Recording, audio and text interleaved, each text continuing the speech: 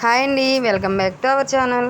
ఈరోజైతే మా మధ్యగారి అమ్మాయికి పుట్టింటికి ఇవ్వడానికి అయితే గోదావరి దగ్గరికి అయితే వెళ్తున్నామండి. గోదావరి దగ్గరికి వెళ్తూ దారిలో వ్యూ చూసారా ఎంత బాగుందో కదా. ఇక్కడ కోనేరు అండి. ఈ కోనేరు వచ్చేసి వెంకటేశ్వర స్వామి టెంపుల్కి ఎదురుగా ఉంటుందండి. ఈ కోనేరు ఫైనల్లీ కేశఖండనశాల వద్దకు అయితే రీచ్ అయిపోయామండి. దగ్గరికి వచ్చేసాము.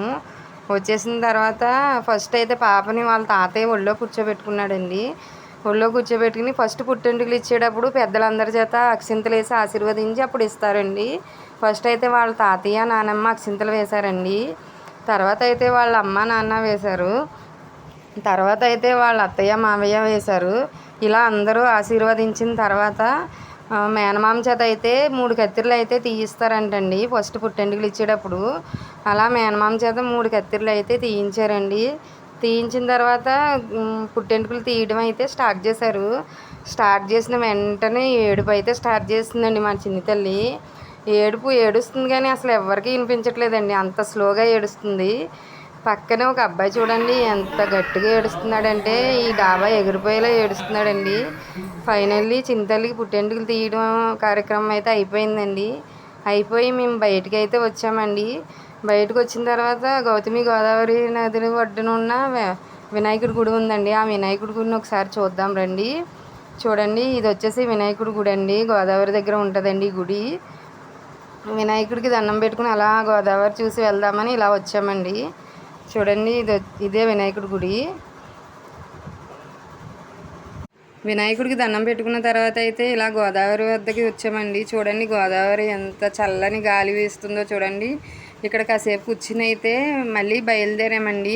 ఇప్పుడైతే గుడి దగ్గరికి వెళ్దామని చెప్పేసి వెంకటేశ్వర స్వామి దర్శనం చేసుకోవడానికి అయితే బయలుదేరామండి.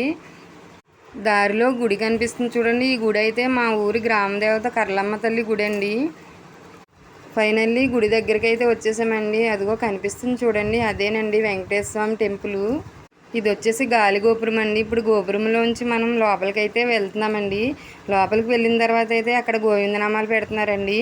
మా యశస్వికి, మా మేనల్లుడికి, మా చిన్ని తల్లికి గోవిందనామాలు అయితే పెట్టించామండి. మా మేనల్లుడు చూసారు ఎలా నవ్వుతున్నాడో.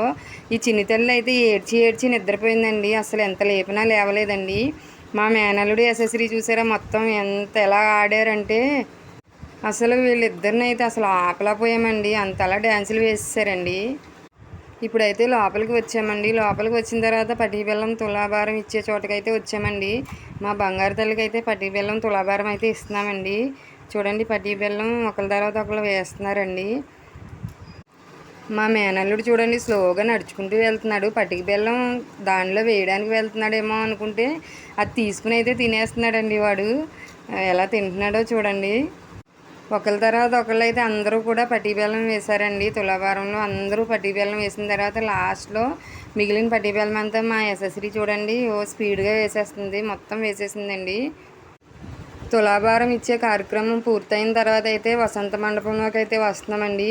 మా బంగారు తల్లికి అయితే ఇక్కడైతే ఉండ్రాలు పోద్దామని చెప్పేసి వసంత మండపంలోకి అయితే వచ్చామండి. ఇక్కడైతే స్వామివారి కళ్యాణం అయితే ఇప్పుడే స్టార్ట్ అయిందండి. 11 గంటలకి కళ్యాణం స్టార్ట్ అవుతుందండి. ఇప్పుడు స్టార్ట్ అయిందండి. మేమైతే ఒక పక్కగా వచ్చి కూర్చున్నామండి. పక్కన కళ్యాణం జరుగుతుంది, మేమైతే ఒక పక్కన కూర్చున్నాము.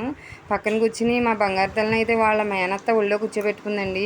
ఒళ్ళో కూర్చోబెట్టుకుని ఉండ్రాలు అయితే వేస్తుంది.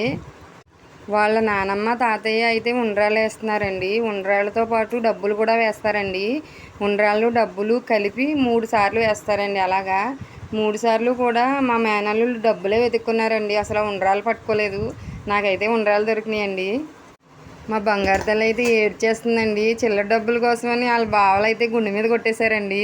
అందుకని చెప్పేసి ఏడ్చేస్తుందండి. ఈ ఉండ్రాల ప్రోగ్రాం అయిన తర్వాత స్వామిని దర్శనం చేసుకుని తర్వాత భోజనానికి అయితే వెళ్ళామండి. భోజనశాల వద్దకి భోజనం చేసిన తర్వాత అయితే ఫైనల్గా ఇంటికి అయితే వచ్చేసామండి.